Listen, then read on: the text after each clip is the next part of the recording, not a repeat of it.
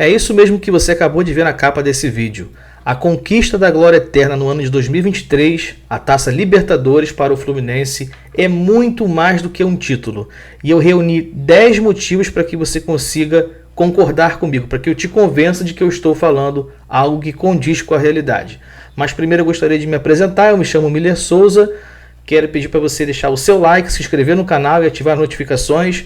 Você que está sempre aqui assistindo nossos vídeos, ou você que está chegando aqui agora pela primeira vez, pesquisou Fluminense, caiu no nosso canal, seja muito bem-vindo. Aqui é a casa do torcedor do Fluminense. Então fique à vontade e curta nossos conteúdos. Ativando a notificação, toda vez que a gente publicar um vídeo, você recebe em primeira mão, beleza? Posso contar com você? Não esquece de deixar o like, hein? Vamos lá.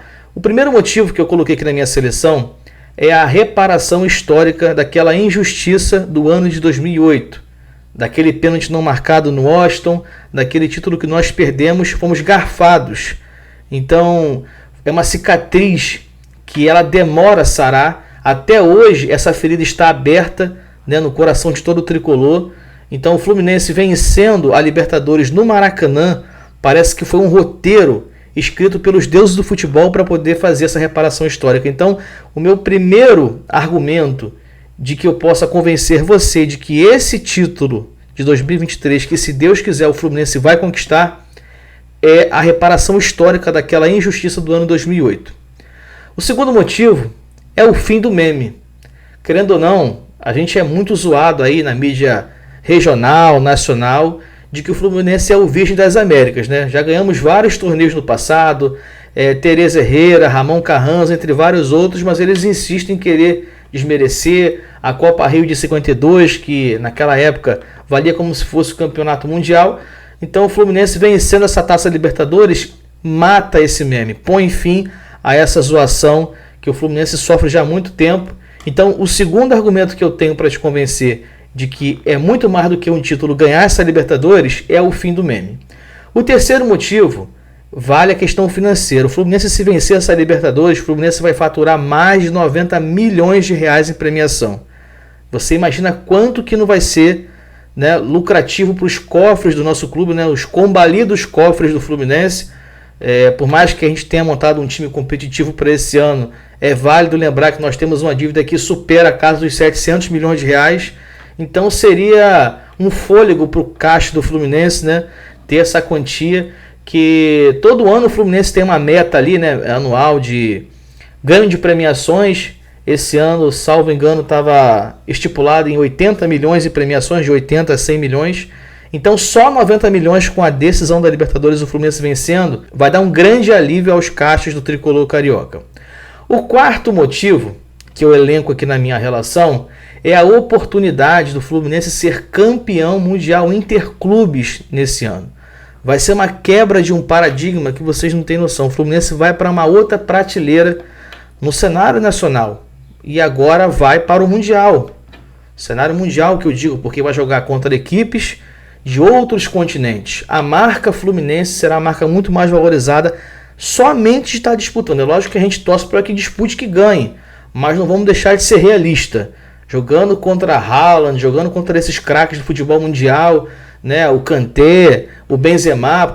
Então o Fluminense jogando a primeira fase do campeonato mundial, certamente vai pegar algum time lá da Arábia, né? E a Arábia Saudita a gente sabe que está despejando milhões e milhões a mundo afora aí, contratando craques do futebol mundial. A Europa, inclusive, está sendo vítima do que ela sempre fez com o futebol sul-americano, né? Que é chegar e comprar um monte de jogador e depois revender e lucrar. Então, hoje o futebol europeu está até enfraquecido por causa disso, porque os times da Arábia estão indo lá pegar os craques e colocar lá para jogar, né, com o dinheiro dos sheiks lá, milionários, bilionários, etc.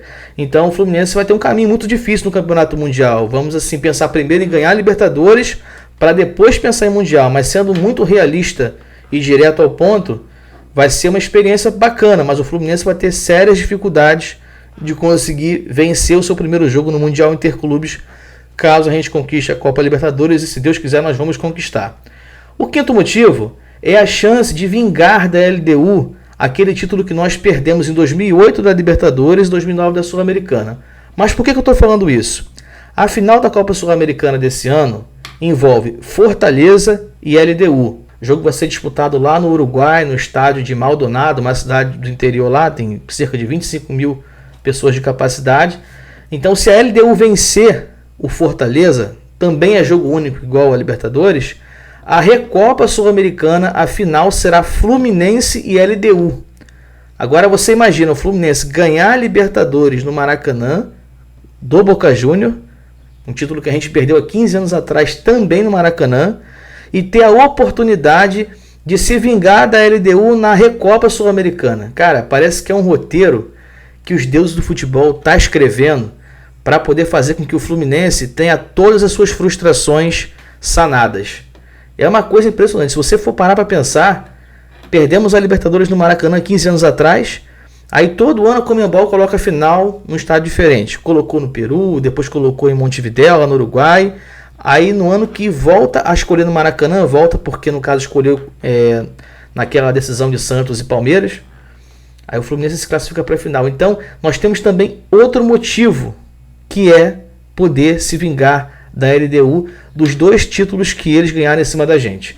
O 6º motivo é a supervalorização do elenco do Fluminense. Jogadores recentemente convocados para a seleção como Nino e André serão supervalorizados, não só pelo futebol que jogam, não só pela convocação para a seleção brasileira, como também pelo título da Libertadores, que vai dar um outro peso para esses jogadores.